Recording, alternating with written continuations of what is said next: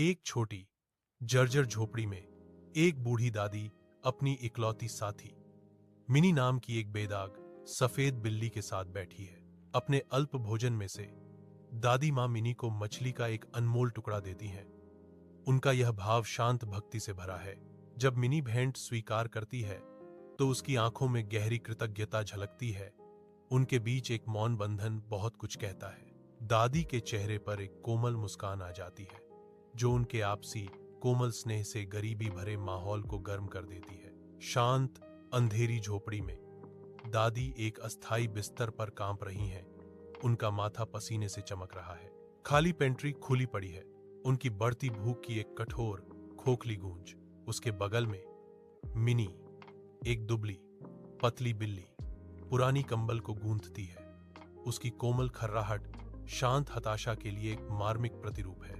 Mini की हरी आंखें लगभग मानवीय समझ से भरी हुई दादी मां के चेहरे पर टिकी हुई हैं। एक मौन याचना, दृढ़ निश्चय की एक झिलमिलाहट के साथ मिनी झोपड़ी से बाहर निकलती है। उसकी निगाहें पड़ोसी घर पर टिकी हैं। एक दृढ़ शिकारी उभर रही है।